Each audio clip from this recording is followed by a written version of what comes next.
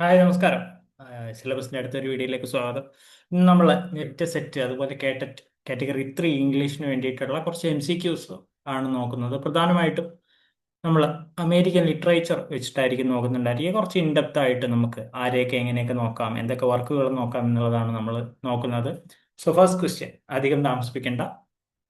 I hear America singing was first published in ഏത് വർഷമാണ്? അപ്പം നമുക്കൊരു കാര്യം ആദ്യം അറിഞ്ഞിരിക്കണം, ആരാണ് ഇത് എഴുതിയിട്ടുള്ളതെന്ന് നമ്മൾ എന്തായാലും ചർച്ച ചെയ്യും. സോ എന്നാണ് ഇത് വന്നിട്ടുള്ളത്? അമേരിക്കൻ ലിറ്ററേച്ചറും അതിലെ കുറച്ച് ആൾക്കാരുമായിരിക്കും നമ്മൾ ഇന്ന് ഡീൽ ചെയ്യുന്നുണ്ടായിരിക്കുക. 1855, 1860, 1875, 1890 എന്നാണ് ഐ ഹിയർ അമേരിക്ക സിംഗിങ് എന്ന് പറയുന്ന കവിത വന്നിട്ടുള്ളത്. റൈറ്റ്. ഇത് വാൾട്ട് വിറ്റ്മാൻ എഴുതി അത് ഫസ്റ്റ് പബ്ലിഷ് ആയത് 1860 ഏതിൻ്റെ ഒപ്പം? അദ്ദേഹത്തിന്റെ ലീവ്സ് ഓഫ് ഗ്രാസ് എന്ന് പറയുന്ന ബുക്കിൽ അല്ലെങ്കിൽ എഡീഷനിലാണ് നമ്മുടെ ഈ ഐ ഹിയർ അമേരിക്ക സിംഗിങ് എന്ന് പറയുന്ന ഈ ഒരു കവിത വന്നിട്ടുള്ളത്. The poem I hear America singing contains how many lines? എത്ര വരികളിലാണ് ഈ കവിത എഴുതിയിട്ടുള്ളതെന്നാണ് ചോദിക്കുന്നത്. 8, 10, 11, 14. ഇത് 11 വരികളിൽ എഴുതിയ ഒരു ഷോർട്ട് ഫ്രീ വേഴ്സ് പോയമാണ്. പ്രത്യേകിച്ച് അതിന് പരിധികളോ അല്ലെങ്കിൽ റൈമിങ് അങ്ങനെയുള്ള കാര്യങ്ങളൊന്നുമില്ല. ഫ്രീ വേഴ്സിലാണ് എഴുതിയിട്ടുള്ളത്. സാധാരണ നമ്മൾ പറയും ഒക്ടാസിലബിക്കിൽ എഴുതി, പെൻഡാമീറ്ററിൽ എഴുതി എന്നൊക്കെ, അങ്ങനെയൊന്നുമില്ല. ഇത് ഫ്രീ വേഴ്സിൽ എഴുതിയിട്ടുള്ള ഒരു പോയമാണ്. Fine. Which literary device is prominent in I hear America singing? ഞാനൊരു നെറ്റ് സെറ്റ് ലെവലിലും കൂടിയാണ് ഇത് ക്വസ്റ്റ്യൻസ് ഡീൽ ചെയ്യുന്നത്, അതുകൊണ്ടാണ് കേട്ടറ്റിന് ഇത്രയും ഡീപ്പായിട്ട് വരില്ല. ഓക്കെ, അപ്പോൾ എന്താണ് ഇതിൽ വരുന്നത്? Irony, synecdoche, paradox, allegory. ഇതിലേതാണ്? സിനക്ഡോഷ് ആണ് ഇതിൽ പ്രോമിനന്റ് ആയിട്ടുള്ള ഡിവൈസ് ആയിട്ട് നിൽക്കുന്നത്. കാരണം എന്താണ് സിനക്ഡോഷ് എന്ന് പറയുന്നത്? Individual workers represent large groups. അതായത് ഒരു പോയിന്റിനെ എടുത്ത് അതൊരു ഹോൾ ഗ്രൂപ്പിനെ റെപ്രസെന്റ് ചെയ്യുന്ന തരത്തിലാണ് ഇതിൽ പറയുന്നത്. അത് തന്നെയാണ് സിനക്ഡോഷ് എന്ന് പറയുന്ന കാര്യവും പറയുന്നത്. ഒരു പോയിന്റ് എടുത്തുകൊണ്ട് അത് വലിയൊരു ഗ്രൂപ്പിനെ പറ്റിയാണ് പറയുന്നതെങ്കിൽ അതിനെ സിനക്ഡോഷ് എന്ന് പറയുന്നു. ഇവിടെ ഈ ഐ ഹിയർ അമേരിക്ക സിംഗിങ് എന്ന് പറയുന്നതിൽ ഇൻഡിവിജ്വൽ വർക്കേഴ്സ് ഉണ്ട്. ഓരോരോ കാര്യങ്ങൾക്ക് വേണ്ടി വർക്ക് ചെയ്തുകൊണ്ടിരിക്കുന്ന ആൾക്കാർ, ഇൻഡിവിജ്വൽ വർക്കേഴ്സ്. അവരെന്തിനെയാണ് കാണിക്കുന്നത്? അവരുടെ ഒരു വലിയ ഗ്രൂപ്പിനെയാണ് അവർ കാണിച്ചുകൊണ്ടിരിക്കുന്നത്. ഓക്കെ, അതായത് ഒന്നോ രണ്ടോ ആൾക്കാർ ചേർന്ന് കഴിഞ്ഞാൽ ആ ഗ്രൂപ്പിനെ പറയും. റൈറ്റ്. അപ്പോൾ ഈ ലിറ്റററി ഡിവൈസ് ഇതിൽ ഉപയോഗിച്ചിട്ടുള്ളത് സിനക്ഡോഷ് എന്ന് പറയുന്ന ലിറ്റററി ഡിവൈസ് ആണ് ഇതിൽ ഉപയോഗിച്ചിട്ടുള്ളത്. Sylvia പ്ലാത്ത് is associated with. ഇത് വളരെ ഈസി ആയിട്ടുള്ള ഒരു ചോദ്യമാണ്. റൊമാൻറ്റിക് പോയിട്രി ആണോ, മെറ്റാഫിസിക്കൽ ആണോ, കൺഫെഷൻ ആണോ, മോഡേണിസ്റ്റ് ഡ്രാമയാണോ? അധികം ഒന്നും ആലോചിക്കേണ്ട ആവശ്യമില്ല. ഒരു കൺഫെഷണൽ പോയട്രിയിലാണ് ഏറ്റവും കൂടുതൽ വർക്ക് എഴുതിയിട്ടുള്ളത്. കൺഫെഷണൽ പോയറ്റ് ആയിട്ട് തന്നെയാണ് നമ്മൾ അവരെ കണക്കാക്കുന്നത്. ഇനി anecdote of the jar was written in ഏത് വർഷമാണ് എഴുതിയിട്ടുള്ളത്? ഏത് വർഷമാണ്? 1915, 1918, 1920, 1925. ഇതിലേതില് വർഷമാണ് വന്നിട്ടുള്ളതെന്നാണ് ചോദിക്കുന്നത്. അനക്ഡോട്ട് ഓഫ് ദ ജാർ 1918 ആണ് ഇത് കമ്പോസ് ചെയ്തിട്ടുള്ളത്. അനക്ഡോട്ട് ഓഫ് ദ ജാർ എന്ന് പറയുന്നത് കമ്പോസ് ചെയ്തിട്ടുള്ളത്. The poem was published in ഇതേ പോയം. Okay, fine. എന്നാണ് ഇത് പബ്ലിഷ് ചെയ്തിട്ടുള്ളത്? 1918, 19, 21, 23. ഏതാണ്? ഇത് 1919 പബ്ലിഷ് ആയിട്ട് വരുന്നത്. ഇത് എഴുതിയത് ഒരു വർഷമാണ്, അതുപോലെ തന്നെ പബ്ലിഷ് ചെയ്തത് വേറൊരു വർഷമാണ്. Anecdote of the jar is ഏത് തരത്തിലുള്ള ഒരു കവിതയായിട്ടാണ് ഇതിനെ നമുക്ക് കണക്കാക്കാൻ പറ്റുക? എപ്പിക് ആണോ, ലിറിക് ആണോ, ബാലഡ് ആണോ, സോണറ്റ് ആണോ? അനക്ഡോട്ട് ഓഫ് ദ ജാർ എന്ന് പറയുന്ന കവിത, സിൽവിയ പ്ലാത്തിന്റെ കവിത, എപ്പിക് ആയിട്ടാണോ, ലിറിക് ആയിട്ടാണോ, ബല്ലാഡ് ആയിട്ടാണോ, സോണറ്റ് ആയിട്ടാണോ വന്നിട്ടുള്ളത്? അതൊരു ലിറിക് പോയം ആയിട്ടാണ് വന്നിട്ടുള്ളത്. സാധാരണ നമ്മൾ കണ്ടുവരുന്ന തരത്തിലുള്ള ലിറിക് പോയം തന്നെയായിട്ടാണ് അതും വരുന്നത്. The poem is written in ചോദിക്കുന്നു. Iambic pentameter, free verse, iambic tetrameter, blank verse. ഏതാണ്? Uses a regular rhythmic structure വെച്ച് അത് അയാംബിക് ടെട്രാമീറ്ററിലാണ് എഴുതിയിട്ടുള്ളത്. ഏത്? നമ്മൾ ഈ പറഞ്ഞുകൊണ്ടിരിക്കുന്ന സിൽവിയ പ്ലാത്തിന്റെ ഈ പോയം എഴുതിയിട്ടുള്ളത് അയാംബിക് ടെട്രാമീറ്ററിലാണ് ഉള്ളത്. Right. The jar in the poem symbolises. അത് കുറച്ചും കൂടെ നല്ലൊരു ഡീപ്പർ ആയിട്ടുള്ള ചോദ്യമാണ്. അനക്ഡോട്ട് ഓഫ് ദ ജാറിൽ ആ ജാർ എന്തിനെയാണ് സിംബിളൈസ് ചെയ്യുന്നത്? Nature, society, art or imagination, death?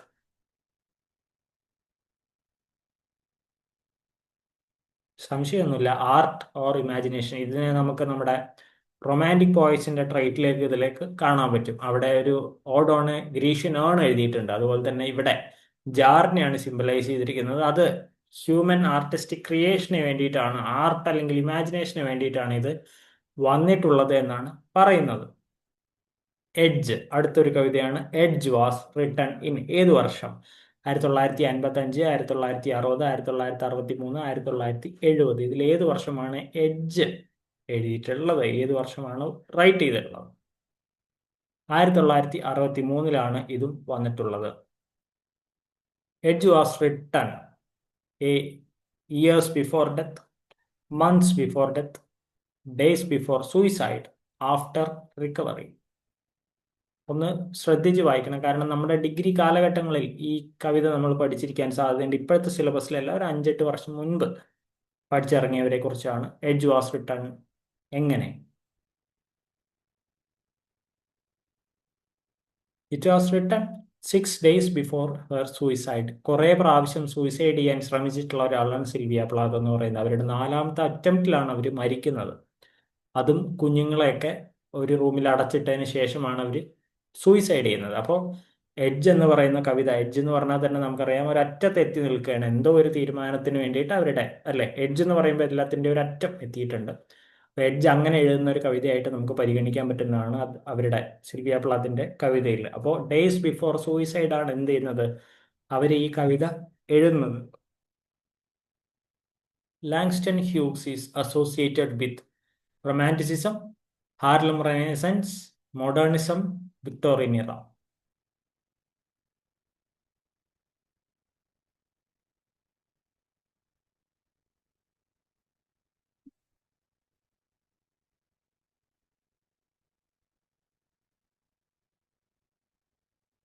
അടുത്ത ചോദ്യം. Langston Hughes is associated with romanticism, Harlem renaissance, modernism, Victorian ഇറ? ഇതിലേതിനെ കണക്ട് ചെയ്തുകൊണ്ടാണ് ലാങ്സ്റ്റൺ ഹ്യൂഗ്സ് വരുന്നത്? ലാങ്സ്റ്റൺ ഹ്യൂഗ്സ് ഇതിലെവിടെയാണ് വരുന്നത്? ബി, ഹാർലം റെനേസൻസുമായിട്ട് ബന്ധപ്പെട്ടിട്ടാണ് നമുക്ക് ലാങ്സ്റ്റൺ ഹ്യൂഗ്സിനെ കാണാൻ പറ്റുക. കാരണം അദ്ദേഹം ആ മൂവ്മെന്റിൽ, ആ ഒരു മൂവ്മെന്റിനെ പ്രധാനമായിട്ട് ലീഡ് ചെയ്ത മേജർ ഫിഗർ ആയിട്ട് നമുക്ക് ലാങ്സ്റ്റൺ ഹ്യൂഗ്സിനെ ഇവിടെ കാണാൻ പറ്റുന്നത് ആണ്. Okay, fine. റൊമാൻറ്റിസം എന്തായാലും വരില്ല. Mother to son was published in. Mother to son famous പോയമാണ്. 1918, 1920, 1922, 1925 എന്നാണ്. 1922 ഇത് ആദ്യമായിട്ട് വരുന്നത്. അതുപോലെ ഇത് വന്നിട്ടുള്ള മാഗസീൻ എന്ന് പറയുന്നത് ദ ക്രൈസിസ് മാഗസീനിലാണ് മദർ ടു സൺ എന്ന് പറയുന്നത് ആദ്യമായിട്ട് പബ്ലിഷ് ചെയ്തിട്ട് 1922 വരുന്നത്. The tone of mother to son is സറ്റാരിക്കലാണോ, എൻകറേജിങ് ആണോ, ട്രാജിക് ആണോ, ആംഗ്രി ആണോ? ഏത് തരത്തിലാണ് ഇത് വരുന്നത്? ഏതാണ്?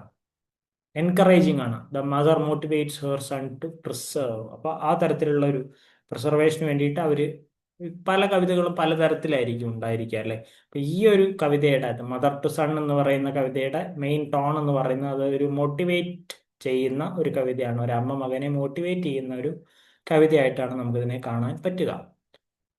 സാധാരണ പറയുന്ന പോലെ ഒരു ജസ്റ്റ് ഒരു അറിയിപ്പാണ്. നിങ്ങൾ കാറ്റഗറി 3 ഇംഗ്ലീഷിന് ഒരു ലൈവ് ക്ലാസ് ആണ് നിങ്ങൾ പ്രതീക്ഷിക്കുന്നതെങ്കിൽ ഒരു 7 വീക്സ് കണ്ടിന്യൂ ആയിട്ട് നിൽക്കുന്ന ജൂൺ 2026 കേട്ടറ്റിന് വേണ്ടിയിട്ട് നമ്മളൊരു ബാച്ച് സ്റ്റാർട്ട് ചെയ്തിട്ടുണ്ട്. ഒരു മിനിമം നമ്പർ ഓഫ് സ്റ്റുഡൻസിനെ മാത്രം വെച്ചിട്ടാണ് നമ്മളിത് സ്റ്റാർട്ട് ചെയ്യാൻ ഉദ്ദേശിക്കുന്നത്.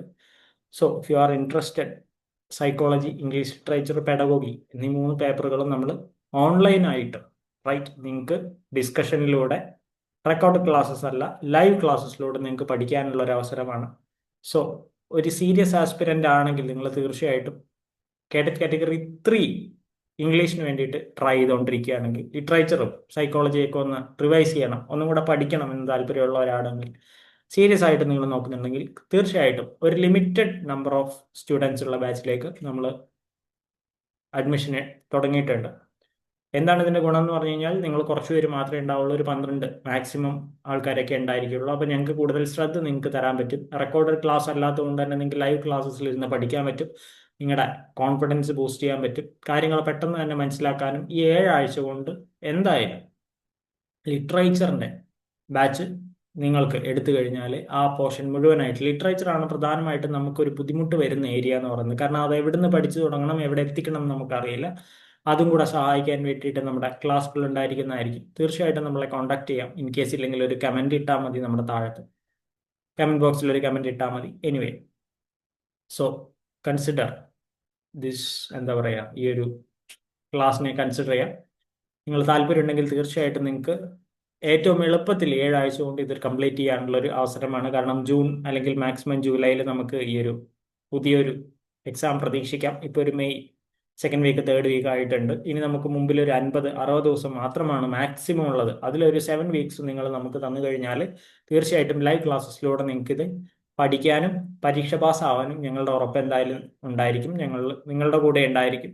സോ ലൈവ് ക്ലാസ്സിൽ ഇരുന്ന് പഠിക്കാൻ താല്പര്യമുണ്ടെങ്കിൽ തീർച്ചയായിട്ടും നിങ്ങൾക്ക് നമ്മളെ കോൺടാക്ട് ചെയ്യാം. Anyway, we are going back to our MCQ. Arthur Miller received which of these following awards? Arthur മില്ലറിനെ നിങ്ങൾക്ക് അറിയുന്നുണ്ടായിരിക്കും. പ്രധാനപ്പെട്ട അദ്ദേഹത്തിന്റെ ഒരു പ്ലേ നിങ്ങൾക്ക് അറിയുന്നുണ്ടായിരിക്കും. അദ്ദേഹം റിസീവ് ചെയ്തിട്ടുള്ള പ്രധാനപ്പെട്ട award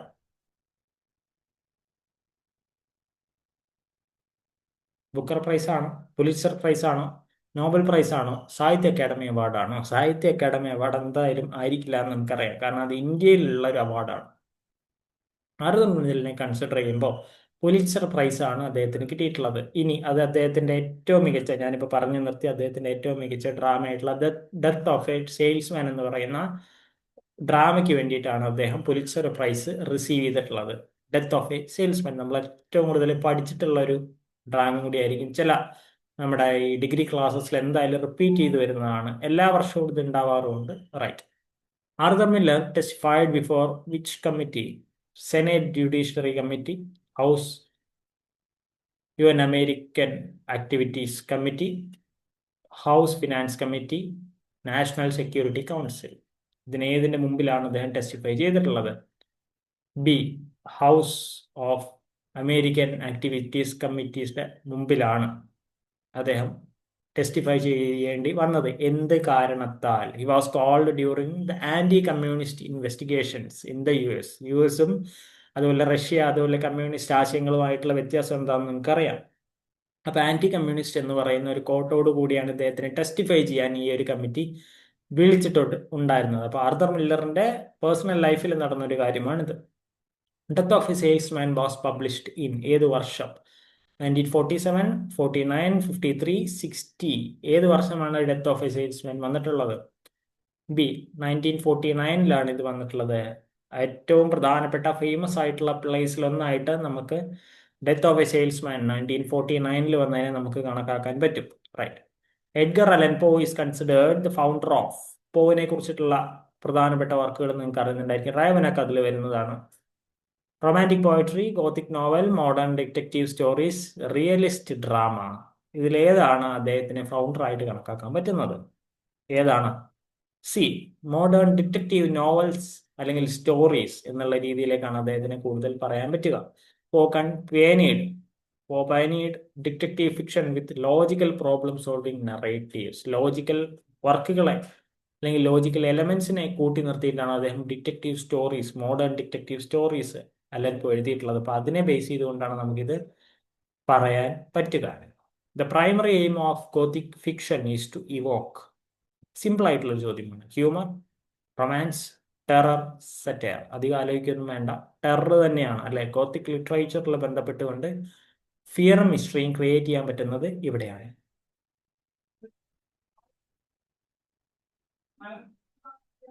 barn burning was first published in എന്നാണ്? 1920, 39, 45, 50. ഏത് വർഷമാണ് ബാൺ ബേണിംഗ് വന്നിട്ടുള്ളത്? 1939ലാണ് ഹാർപ്പേഴ്സ് എന്ന് പറയുന്ന മാഗസീനിൽ 1939ലാണ് ആദ്യമായിട്ട് ബാൺ ബേണിംഗ് എന്ന് പറയുന്നത് പബ്ലിഷ് ചെയ്യുന്നത്. നല്ലൊരു സ്റ്റോറിയാണ് അതിനുള്ളത്. എന്താണെന്ന് കാര്യം അറിയുന്നുണ്ടായിരിക്കും. ബാൺ ബേണിംഗ് എങ്ങനെയാണ് ഉണ്ടാവുന്നത്, എന്താണ് അതിലുള്ള രസകരമായിട്ടുള്ള ഫാക്ട്, എന്തൊക്കെയായിരുന്നു ആ സ്ലേവ് പ്രശ്നങ്ങൾ എന്നുള്ളതൊക്കെ അറിയുന്നുണ്ടായിരിക്കും. The term post-colonialism means so easy question. Before, during, after, against. ഏതാണ് പോസ്റ്റ് കൊളോണിയലിസം എന്ന് പറയുമ്പോൾ? കൊളോണിയലിസം നമുക്കറിയാം. പോസ്റ്റ് കൊളോണിയലിസത്തിലേക്ക് വരുമ്പോൾ എവിടെയാണ് വരുന്നത്? It refers to the period after colonial rule. ഇപ്പൊ നിങ്ങൾക്ക് സ്ട്രക്ചറലിസം അറിയുന്നുണ്ടായിരിക്കും. പോസ്റ്റ് സ്ട്രക്ചറലിസം നിങ്ങൾ കേട്ടിട്ടില്ലേ? സ്ട്രക്ചറലിസത്തിന് ശേഷം വരുന്നതാണ് പോസ്റ്റ് സ്ട്രക്ചറലിസം എന്ന് പറയുന്നത്. So it refers to the period after colonial rule, post എന്ന് പറയുന്നത്. ഫൈൻ. അടുത്തത്, the word imperium means imperium culture, power, knowledge, religion. ഇതിലേതാണ് ഇംപീരിയം എന്ന് പറയുന്നതിനെ കൺസിഡർ ചെയ്യാൻ പറ്റുന്നത്? Culture, power, knowledge, religion. ഏതാണ്? പവറിനെയാണ്. It denotes authority and empire. Imperialism എന്നൊക്കെ കേട്ടിട്ടില്ലേ? ഇംപീരിയലിസം അങ്ങനെ കണക്ട് ചെയ്താൽ മതി. Imperium. Okay. Margaret Atwood is a writer from USA, Canada, Australia, Ireland. Margaret Atwood, അവരുടെ പ്രശസ്തമായ ഒരു കവിതയുണ്ടല്ലേ, മെയിൽ ഗേസിനെ പറ്റി പറയുന്ന ഒരു കവിത. USA, Canada, Australia, Ireland. Easy question ആണ്. അവര് ഒരു കനേഡിയൻ റൈറ്ററാണ് മാർഗരറ്റ് അറ്റ്വുഡ് എന്ന് പറയുന്നത്. Margaret Atwood, Canadian writer. David Diop was born in. David ഡയോപ്പിനെ നമ്മൾ കേൾക്കാൻ സാധ്യതയുണ്ട്. നമ്മളുടെ ഡിഗ്രി ക്ലാസ്സുകളിൽ ഡേവിഡ് ഡയോപ്പിനെ കേൾക്കാൻ സാധ്യതയുണ്ട്. Senegal, Cameroon, France, Nigeria. David Diop എവിടെ നിന്നാണ് വന്നിട്ടുള്ളത്? അദ്ദേഹം ഫ്രാൻസ്, ബോൺ ഇൻ ബോർഡോക്സ്, ഫ്രാൻസിലാണ് അദ്ദേഹം ജനിച്ചിട്ടുള്ളത്. ജനന സ്ഥലം അദ്ദേഹത്തിന്റെ ബോണിൻ ആണല്ലോ ചോദിച്ചിട്ടുള്ളത്. പിന്നീട് അദ്ദേഹം മാറിയിട്ടുണ്ടായിരിക്കാം. ഓക്കെ, ഫ്രാൻസിലാണ് അദ്ദേഹം വന്നിട്ടുള്ളത്. The movement associated with David Diop, അതൊരു ഇമ്പോർട്ടൻറ്റ് ചോദ്യമാണ്. Modernism, negritude, symbolism, realism. ഏതിലാണ് ഡേവിഡ് ഡയോപ്പിനെ നമുക്ക് അസോസിയേറ്റ് ചെയ്യാൻ പറ്റുന്ന മൂവ്മെന്റ് ആയിട്ട് ഇവിടെയുള്ളത്? അദ്ദേഹം നെഗ്രിറ്റ്യൂഡ് മൂവ്മെന്റുമായിട്ട് ബന്ധപ്പെട്ടിട്ടാണ് വന്നിട്ടുള്ളത്. Negritude movement, David Diop, negritude movement. Africa presence how many historical stages? Africa, my Africa എന്ന് പറയുന്ന കവിത, ഇപ്പൊ നിങ്ങൾക്ക് മനസ്സിലായിട്ടുണ്ടായിരിക്കും എന്താണ് നമ്മൾ പറഞ്ഞു വരുന്നത് എന്നുള്ളത്. അതിൽ എത്ര ഹിസ്റ്റോറിക്കൽ സ്റ്റേജിലാണ് ഇതിനെ കാണിച്ചിട്ടുള്ളത്? ആഫ്രിക്ക എന്ന് പറയുന്ന കവിതയിൽ എത്ര ഹിസ്റ്റോറിക്കൽ സ്റ്റേജസ് പോർട്രേ ചെയ്തിട്ടുണ്ട് എന്നാണ് ചോദിക്കുന്നത്. 2, 3, 4, 5. ബി ഓപ്ഷൻ ആണ് ശരി, which means 3 stages. Three historical stages ആണ് ആഫ്രിക്ക എന്ന് പറയുന്ന കവിതയിൽ കാണിച്ചിട്ടുള്ളത്. അതിൽ pre colonial, colonial, post colonial phases എല്ലാം കാണിച്ചിട്ടുണ്ട്. അതുകൊണ്ടാണ് ഹിസ്റ്റോറിക്കൽ സ്റ്റേജസ് എന്ന് പറഞ്ഞതുകൊണ്ട് 3 സ്റ്റേജസ് ആയിട്ട് ഇതിനെ നമുക്ക് കൺസിഡർ ചെയ്യാൻ പറ്റുന്നതും കാണിക്കുന്നതും. Gabriel Okara was from. Gabriel Okara, Ghana, Kenya, Nigeria, Ethiopia. എവിടെ നിന്നാണ് ഗബ്രിയേൽ ഒക്കാറ വരുന്നത്? അദ്ദേഹം വരുന്നത് നൈജീരിയൻ പോയറ്റ് ആണ്. നൈജീരിയൻ എലമെന്റ് ആണ് അദ്ദേഹത്തിൽ ഉള്ളത്. Nigerian element. നമ്മൾ നേരത്തെ നെഗ്രിറ്റ്യൂഡ് പഠിച്ചു ഡയോപ്പ് ഡയോപ്പിനെ പറഞ്ഞപ്പോൾ. ദ മിസ്റ്റിക് ഡ്രം സിംബലൈസസ്, അദ്ദേഹത്തുമായിട്ട് ബന്ധപ്പെട്ടിട്ടുള്ള കവിത തന്നെയാണ്. ഇതൊരു നെറ്റ് ആംഗിൾ എന്നുള്ള ചോദ്യമായതുകൊണ്ടാണ് നമ്മൾ അങ്ങനെ ചോദിച്ചു പോകുന്നത്. The mystic drum symbolises what? War, industrialisation, spiritual life, death. ഏതാണ് പറയുന്നത്? മിസ്റ്റിക് ഡ്രം എന്തിനെയാണ് സിംബലൈസ് ചെയ്യുന്നത്? സ്പിരിച്വൽ ലൈഫിനെയാണ് ഇത് സിംബലൈസ് ചെയ്യുന്നത്. കാരണം ഇദ്ദേഹത്തിന്റെ റൈറ്റിംഗിൽ നമുക്ക് കാണാൻ പറ്റും ആഫ്രിക്കൻ സ്പിരിച്വാലിറ്റി, ആഫ്രിക്കൻ ട്രഡീഷണൽ ലൈഫിനെ കുറിച്ച് അദ്ദേഹം പറയുന്നുണ്ട്. അപ്പൊ മിസ്റ്റിക് ഡ്രം എന്ന് പറയുമ്പോൾ തന്നെ നമുക്ക് ഒരു ആഫ്രിക്കൻ ലൈഫുമായി കണക്ട് ചെയ്ത് അവിടുത്തെ ഉണ്ടായിരുന്ന ആചാരങ്ങൾ നമുക്കറിയാലോ. ഡ്രം വെച്ച് കൊട്ടുന്നു, അവരുടെ ഒരു റിലീജിയസ് ആയിട്ടുള്ള സെറിമണീസ്. സോ ഇതുമായിട്ട് ബന്ധപ്പെട്ടിട്ട് മിസ്റ്റിക് ഡ്രം എന്ന് പറയുന്നത് അവരുടെ ട്രഡീഷണൽ ആഫ്രിക്കൻ സ്പിരിച്വാലിറ്റി ആണ് സൂചിപ്പിക്കുന്നത്. The outsider in the mystic drum represents. Okay, അതിലേക്ക് കടന്നു വരുന്ന, പോയത്തിലേക്ക് കടന്നു വരുന്ന ഒരാളാണ് outsider. Tradition, nature, western imperialism, religion. ആലോചിച്ച് നോക്കൂ, എളുപ്പം കിട്ടുന്ന ഉത്തരമാണ്. വെസ്റ്റേൺ ഇമ്പീരിയലിസം, യൂറോപ്യൻ ഇമ്പീരിയലിസം ആണ് ആഫ്രിക്കൻ നാടുകളിലേക്ക് കടന്നു വന്നിട്ടുള്ള ഔട്ട്സൈഡർ എന്ന് പറയുന്നത്. It symbolises colonial intrusion. അവരുടെ ട്രഡീഷനിലേക്കുള്ള ഇൻട്രൂഷനെയാണ് നമ്മൾ എന്ത് പറയുന്നത്? ഈ ഒരു ഔട്ട്സൈഡർ എന്ന് പറയുന്ന ക്യാരക്ടറിലൂടെ പോർട്രേ ചെയ്ത് കാണിക്കുന്നത്. The mystic drum can stop time, revive the dead, destroy nature, create wealth. ഈ മിസ്റ്റിക് ഡ്രമ്മിന്റെ പ്രത്യേകത എന്താ? ഇറ്റ് റിവൈവ്സ് ദ ഡെത്ത്, അല്ലെങ്കിൽ ഡെഡ് മാനെ തിരിച്ച് ലൈഫിലേക്ക് കൊണ്ടുവരാനുള്ള കഴിവ്, metaphorically brings the dead to life, അതായത് മരിച്ച ഒരാളെ ഇത് കൊട്ടിയാൽ അല്ലെങ്കിൽ ഇതിന്റെ സൗണ്ട് കൊണ്ട്, ഇവരുടെ ട്രഡീഷൻ കൊണ്ട്, ഇവരുടെ സ്പിരിച്വാലിറ്റി കൊണ്ട് തിരിച്ചു കൊണ്ടുവരാൻ പറ്റും, അതിന് കഴിയും, അതിന് പ്രാപ്തമാണ് എന്നുള്ളതാണ് ഈ മിസ്റ്റിക് ഡ്രമ്മിന്റെ പ്രത്യേകതയായിട്ട് ഇവിടെ കാണിക്കുന്നത്. മെറ്റഫോറിക്കലി ആണ് പറയുന്നത്, അത് ഒറിജിനലായിട്ട് അങ്ങനെ ഒരു ഡ്രം ഒന്നുമില്ല. Okay. Kamau Brathwaite was born in, Brathwaite കേട്ട പേരാണ്, ജമൈക്ക, ബാർബഡോസ്, ട്രിനിഡാഡ്, ഗുയാന. എവിടെയായിരിക്കും ഉണ്ടായിരിക്കുക? അദ്ദേഹം ബ്രിഡ്ജ്ടൗൺ അല്ലെങ്കിൽ ബാർബഡോസിലാണ് അദ്ദേഹം ജീവിച്ചിട്ടുള്ളത്. Barbados. Okay. The arrivants was published in, arrivants എന്ന് പറയുന്ന പോയം പബ്ലിഷ് ചെയ്തിട്ടുള്ളത് 1960, 70, 73, 80. ഏത് വർഷമാണ് അറൈവൻസ് എന്ന് പറയുന്നത് പബ്ലിഷ് ചെയ്തിട്ടുള്ളത്? 1973 ഈ ട്രിലോജി ആയിട്ടുള്ള അറൈവൻസ് എന്ന് പറയുന്നത് കളക്ട് ചെയ്ത് തുടങ്ങിയിട്ടുള്ള അല്ലെങ്കിൽ പബ്ലിഷ് ചെയ്തിട്ടുള്ള അതൊരു ട്രിലോജിയാണ്. സോ അറൈവൻസ് വന്നിട്ടുള്ളത് 1973. ബ്രാത്ത്വൈറ്റ് വാസ് അസോസിയേറ്റഡ് വിത്ത്, ഇദ്ദേഹം ഏത് മൂവ്മെന്റുമായിട്ടാണ് അസോസിയേറ്റ് ചെയ്ത് നിൽക്കുന്നത്? Harlem renaissance, Caribbean artist movement, Bloomsbury group, lost generation.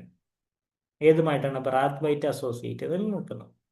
Caribbean artist മൂവ്മെന്റുമായിട്ടാണ്. കാരണം നമ്മൾ പറഞ്ഞു അദ്ദേഹം ബാർബഡോസിലാണ് ജനിച്ചിട്ടുള്ളത്. ബാർബഡോസ് ദ്വീപുകൾ എന്ന് പറയുന്നത് കരീബിയൻ നാടുകളാണ്. കരീബിയൻ ആർട്ടിസ്റ്റ് മൂവ്മെന്റ് അദ്ദേഹം കോ ഫൗണ്ട് ചെയ്തിട്ടുള്ള ഒരു മൂവ്മെന്റ് ആണ്. ബ്രാത്ത്വൈറ്റ് ആണ് ഇത് കോ ഫൗണ്ട് ചെയ്തിട്ടുള്ള. അദ്ദേഹം ബാർബഡോസിലാണ് ജനിക്കുന്നത്. അതുകൊണ്ട് തന്നെ കരീബിയൻ ആർട്ടിസ്റ്റ് മൂവ്മെന്റിൽ തുടങ്ങുന്നതിൽ അദ്ദേഹം പ്രധാനപ്പെട്ട ഒരാളായിട്ട് നിൽക്കുന്നുണ്ട്. ദ എമിഗ്രൻസ് ഡീൽസ് വിത്ത്, അടുത്ത ഒരു വർക്കാണ്, slavery, migration, after holocaust, war victory, industrialisation. ഏതാണ് എമിഗ്രൻസ് എന്ന് പറയുന്നത് ഡീൽ ചെയ്യാൻ സാധ്യതയുള്ളത്? വാക്ക് നോക്കൂ. The emigrants deals with migration after holocaust. ഹോളോകോസ്റ്റുകളെ പറ്റി നിങ്ങൾ കേട്ടിട്ടുണ്ടായിരിക്കും അല്ലെ? ഇറ്റ് പോർട്രേസ്, ദ എമിഗ്രന്റ് എന്ന് പറയുന്ന കവിത, ഇറ്റ് പോർട്രേസ് ഡിസ്പ്ലേസ്ഡ് ഇൻഡിവിജ്വൽ. ഹോളോകോസ്റ്റുകൾ അല്ലെങ്കിൽ അങ്ങനത്തെ കൊലപാതക സീരീസുകൾ കഴിഞ്ഞതിന് ശേഷം രാജ്യങ്ങളിൽ നിന്ന് ഓരോ ആൾക്കാർ ഓടിപ്പോകും. So portrays displaced individual. ഒരു സ്ഥലത്ത് നിന്ന് അവരുടെ കുടുംബത്തോടു കൂടി ഒന്നിച്ച് അവർക്ക് പോകാൻ പറ്റുമെന്ന് ഒരു നിർബന്ധവുമില്ല. ഒരു പല സ്ഥലങ്ങളിലേക്ക് പല രീതികളിലായിരിക്കും പോകുന്നത്. അതുകൊണ്ട് തന്നെ മനുഷ്യരൊരിക്കലും ഒന്നിച്ചുണ്ടാവണം നിർബന്ധമില്ല. ഈ ഒന്നിച്ചുണ്ടാവാത്ത ആൾക്കാർ ഒറ്റയ്ക്ക് ഓരോരോ മനുഷ്യ ജീവിതമായിട്ട് ജീവിച്ചു തീരുകയും ചെയ്യും. ദ എമിഗ്രൻസ്, ഓക്കെ, എമിഗ്രേറ്റ് ചെയ്ത് പോകുന്ന ആൾക്കാരാണ് അവിടെ ഉള്ളത്. Arthur Miller was married to, മില്ലറിനെ നമ്മൾ കഴിഞ്ഞ ക്ലാസ്സിൽ നോക്കിയതാണ് അല്ലേ? പ്ലാത്ത് ആണോ, ഡിക്കിൻസൺ ആണോ, മെർലിൻ മുൺറോ ആണോ, ടോണി മോറിസൺ ആണോ? Arthur Miller. ഏറ്റവും പ്രശസ്തിയായിട്ടുള്ള ഇംഗ്ലീഷ് നടിയായിരുന്നു മെർലിൻ മുൺറോ. വിജയുടെ, തമിഴ് നടൻ വിജയുടെ ഒരു സിനിമയിലൊക്കെ ആ പാട്ടൊക്കെ ഉണ്ട് അവരെ കുറിച്ച് പറയുന്നത്. He was married to the famous actress called Marilyn Monroe. ഒരു കാലത്തെ പ്രധാനപ്പെട്ട ആക്ട്രസ് ആയിരുന്നു അവര്, മോഡലായിരുന്നു അവര്. ഫൈൻ. പോ വർക്ക്ഡ് ആസ്, നമ്മൾ പോയിനെ കുറിച്ച് നേരത്തെ പറഞ്ഞിട്ടുണ്ടായിരുന്നു. Poe worked as only poet, journalist, scientist, politician. ആരായിട്ടാണ് പോ വർക്ക് ചെയ്തിട്ടുണ്ടായിരുന്നത്? പോ ഒരു ജേർണലിസ്റ്റ് ആയിരുന്നു. എഡ്ഗർ അലൻ പോയിനെ കുറിച്ചാണ് നമ്മൾ പറയുന്നത്. ജേർണലിസ്റ്റ് ആയിരുന്നു പോ. Gothic fiction mainly uses comedy, realism, mystery and horror, romance only. So easy question. Mystery and horror ആണ് ഇവിടെ യൂസ് ചെയ്യുന്നത്. തൽക്കാലം നമ്മൾ ഈ ഒരു ക്ലാസ് നിർത്തുകയാണ്. ഇതുപോലത്തെ MCQs ആയിട്ട് ഇനിയും തീർച്ചയായിട്ടും വരുന്നതായിരിക്കും. സോ നമുക്ക് അടുത്ത ക്ലാസ്സിൽ കാണാം. ഇൻ കേസ് നിങ്ങൾ കാറ്റഗറി 3 കോച്ചിങ്ങിന് ചേരാൻ താല്പര്യമുണ്ടെങ്കിൽ യു ക്യാൻ കോൺടാക്ട് അസ്, അല്ലെങ്കിൽ ജസ്റ്റ് ഒരു കമൻറ്റ് ചെയ്യുക, അല്ലെങ്കിൽ ഒരു ജസ്റ്റ് മെയിൽ അയച്ചാലും മതി. എനിവേ, അടുത്ത ക്ലാസ്സിൽ കാണുന്നവരെ ബൈ ബൈ ആൻഡ് സീ.